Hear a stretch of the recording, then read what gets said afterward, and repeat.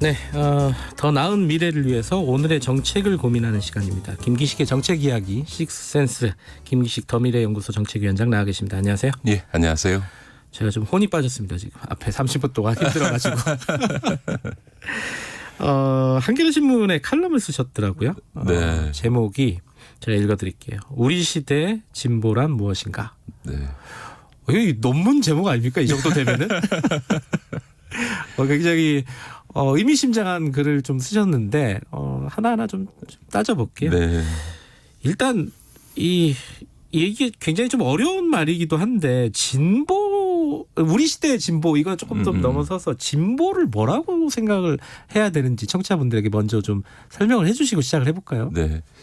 사실은 이제 우리가 그 반민주 시대를 거쳐서 보수 진보 이런 얘기가 요즘 많이 돼 있고 또 네. 정치 세력을 나눌 때도 그런 얘기를 많이 하지 않습니까? 네. 그런데 이제 진보가 뭐냐라고 네. 할 때 옛날에는 이제 어떤 특정한 이념을 갖고 이제 그 진보를 규정하고 또 그 보수를 규정하고 했었습니다. 그런데 이제 우리가 인류 역사를 돌이켜 보면요. 20세기 진보가 가장 비판했던 거는 자본주의가 만들어내고 있는 불평등, 네. 뭐 양극화, 뭐 그다음에 부의 독점 이런 거였거든요. 근데 사실은 그런 자본주의가 성립할 때 그 네. 이전에 봉건제 사회에 비하면 그 당시 자본주의라는 거 하는 거는 인류 역사의 진보였던 거죠. 아, 그렇죠. 네, 그런 크게 점에서 보면은, 보면 예.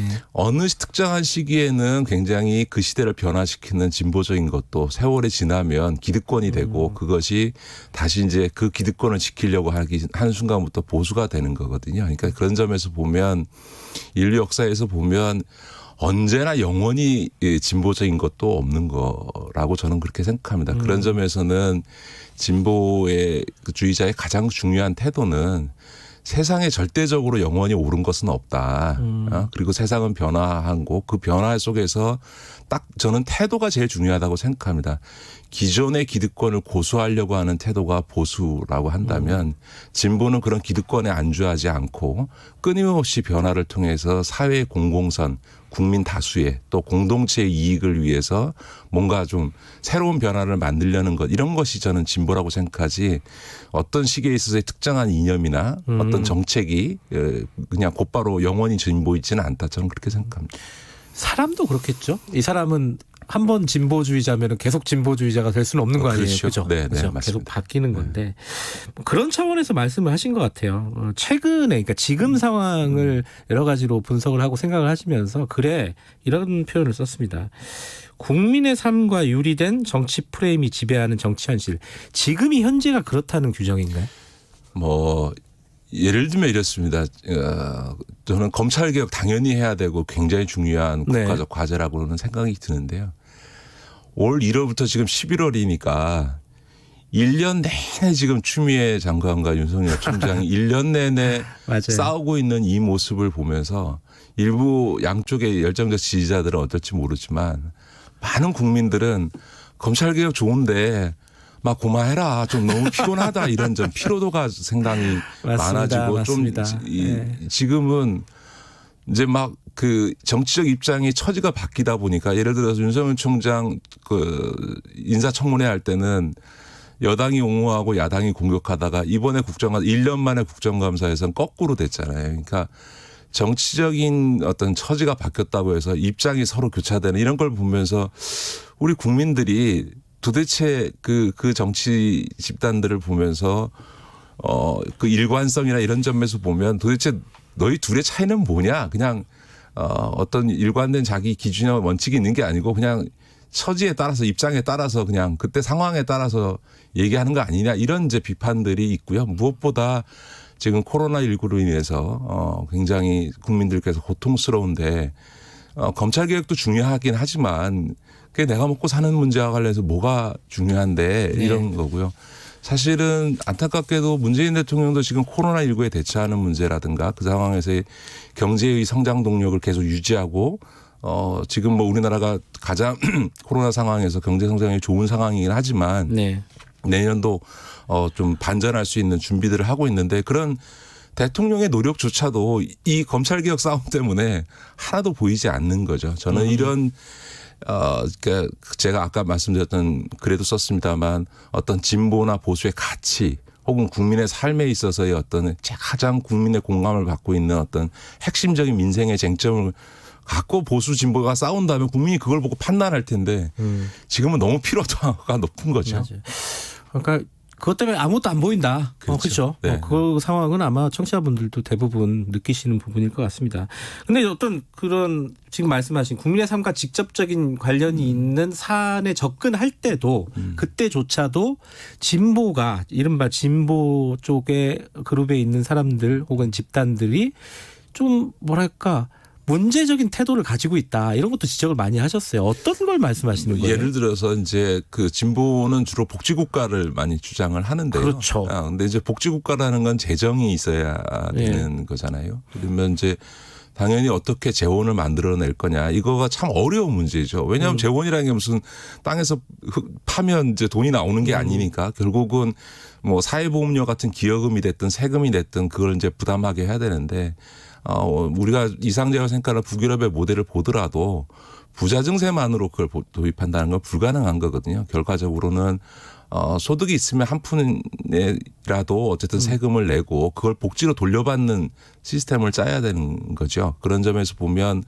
복지가에 대해서 진보의 태도라면 솔직히 국민들에게 그 얘기를 하고 이 증세 문제에 대해서 국민적 공감대를 만들어야 되는데 최근의 양상을 보면 증세했다가 바로 어제 증세했다가 오늘 돌아서서 지금 감세 법안을 처리하려고 하고 하는 이런 태도들이 지금 보여지고 있잖아요. 우리 이 임금 노동자의 반이 면세자이고요. 또 자영업자 지금 면세 기준도 계속 올리고 이런 거는 진보가 자기가 갖고 있는 어떤 비전, 가치 또 정책의 방향에 반하는 이건 이제 정치적 표계산 때문에 이루어지는 건데 과연 이런 걸로 진보의 미래라고 할 수 있는 복지국가를 담보할 수 있느냐 이런 문제도 있고요. 또 이제 노동 문제에 있어서도 우리가 이제 과거 국가의 성장을 위해서 노동자를 희생시켰던 군사독재 시절의 암울한 기억 때문에 노동권 보호에 많이 나서긴 하지만 지금 보호받고 있는 노동자 계층은 사실은 대기업이나 공공 부분에 있는 일부 노동자들이잖아요. 사실은 비정규직이라든가 중소기업에 있는 노동자들은 거의 지금 어려운 상황이에요. 요새는 뭐 플랫폼 노동자들. 그렇다면 좀 발상을 달리해줘야 되거든요. 그런 점에서 보면 지금 이제 예를 들면 임금 구조만 해도 우리나라 임금은 연차 그러니까 근속연수가 길면 임금이 그냥 자동빵으로 늘어나는. 그렇죠. 그래서 똑같은 일을 해도 호봉제 뭐 이런 거요. 그렇죠. 똑같은 일을 해도 입사한 지 1년 된 사람하고 입사한 지 20년 된 사람의 임금이 2배 이상 차이가 나는 이런 구조인데 이게 전 세계에서 우리나라만 있는 제도죠. 그러다 보니까 노동자 안에서도 소위 나이가 있는 기성세대들만 이런 이제 소위 연공급 구조의 혜택을 누리고 청년들은 아예 그것도 못 누릴 뿐만 아니라 이런 연공급 구조로 인해서 임금 부담이 너무 커지니까 예를 들면 현대자동차는 지난 8년 동안 신입사원을 뽑은 수가 불과 몇백 명이 안 됩니다. 그래요? 예, 안 뽑습니다. 그러니까 이런 이제 소위 이런 연공급 구조라고 하는 게 지금 이제 일자리가 불안하고 또 취업이 어려움을 갖고 있는 청년 세대들에게는 노동시장에 진입하는 것 자체를 어렵게 만드는 거기 때문에 진보가 적어도 젊은 세대들에게 진보를 지지해달라고 한다면 이런 이제 노동시장의 구조도 과감하게 개혁하는 태도를 좀 보여줘야 되는데 이런 것들에 대해서 굉장히 소극적이다 이런 점들을 좀 비판한 거죠. 그러니까 복지를 얘기하면서 증세를 하지 않고 오히려 감세를 하는 그런 태도. 그 노동 얘기를 하면서 정규직 대기업 정규직의 어떤 기득권에 대해서 얘기하지 않는 태도. 이런 말씀이시죠. 그렇죠. 그게 결국은 정치적 표계산 때문이라고 생각하시는 거예요. 혹시 그런 것도 있지 않나요? 그 어떤 도구마라든가 신화 같은 게 있잖아요. 그렇죠. 그러니까 이제 20세기에 그 우리나라가 그랬잖아요. 그러니까 주로 제조업 중심의 어쨌든 경제 구조를 가지고 우리가 성장을 하다 보니까 그러니까 제조업에 있어서는 당연히 정규직 노동이라고 하는 게 가장 중요하고 지금 그 11월 13일에 우리 전태일 열사가 근로기준법을 지키라고 지나시고 이제 50년이 되는 날인데 그때만 하더라도 진짜 근로기준법도 하나도 안 지키고 이런 이제 우리의 역사적 어떤 후과 때문에 기존의 20세기의 어쨌든 노동 문제의 패러다임 혹은 뭐 어떤 그 정책적 의제들을 그대로 21세기 돼서 2020년이 됐는데도 불구하고 그냥 고수하고 있는 거죠. 그러니까 이제 지금처럼 3차 산업 중심으로 산업 구조나 혹은 고용 구조가 바뀌어 있고 이런 3차 산업, 서비스 산업이나 이런 부분들에 있어서는 이게 공장에서 컨베이어 벨트 옆에서 조립하는 노동자들과 같은 이런 노동 조건하고는 다른 건데 새로운 어떤 변화된 환경에 맞게 이거를 좀 진보의 어떤 정책이라든가 이런 걸 바꿔줘야 되는데 그거에 대해서 게으르면서 과거의 생각들을 그냥 교조적으로 그냥 계속 고수하는 이런 태도들을 보이고 있는 건 좀 문제라고 보는 거죠. 게으름일 수도 있겠네요. 일본은. 그거보다는 진보도 일정하게 지금은 과거처럼 완벽히 소외돼 있는 소수자가 아니라 지금은 나름 기득권을 갖게 된 거죠. 지금 이거라도 이뤄놓은 것을 지키려고 하는 이런 어떤 기득권적인 태도가 말은 진보라고 얘기하는데 사실은 태도에 있어서는 보수적 태도로 나타나게 되고 그러니까 최근에 20대들이 보수화되는 것도 아니 보수 진보라고 얘기하는데 기성세대들이 우리가 보기엔 똑같아.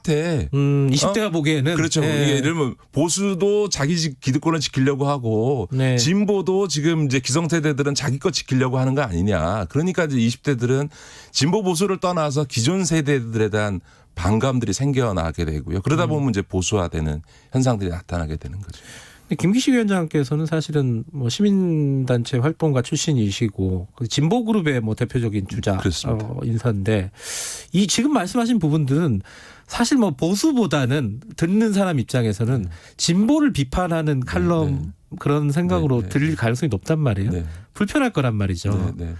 이런 글을 쓰시게 된 이유가 있으십니까? 사실 제가 94년도에 그 참여연대를 창립하자고 나섰을 때도 그 당시 운동에 있어서 어떤 그 교조주의, 이게 도구마와 기존의 운동의 관성을 그대로 유지하려는 것에 대해서 뭔가 변화가 필요하다 이러면서 이제 진보적 시민단체 참여연대를 만들자라고 했고 그때도 그 당시 운동권 동료들로부터 굉장히 비판을 많이 받았습니다. 그러나 제가 그때 한 말이 있어요.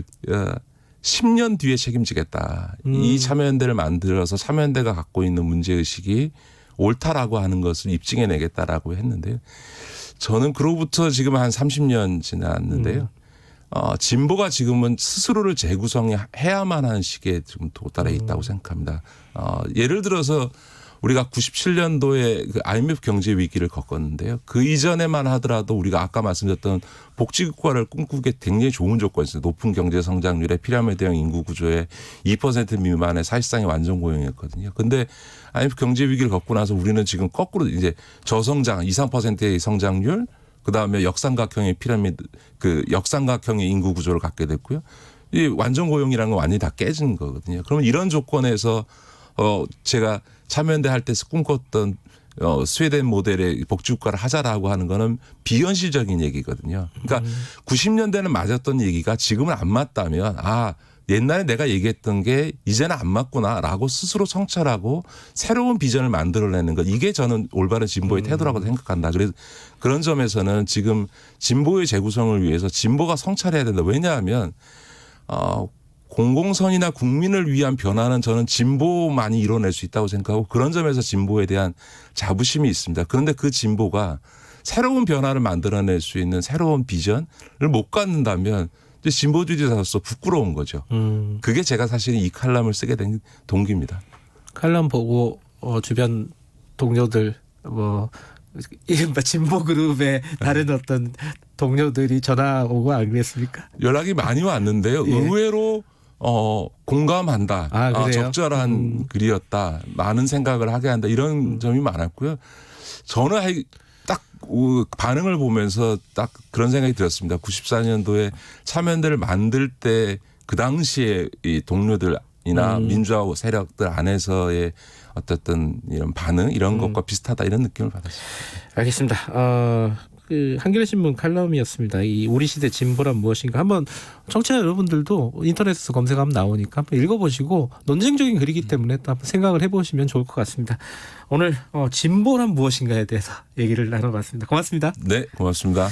김기식 더미래연구소 정책위원장이었습니다. 지금 시각은 8시 45분 향해 가고 있습니다.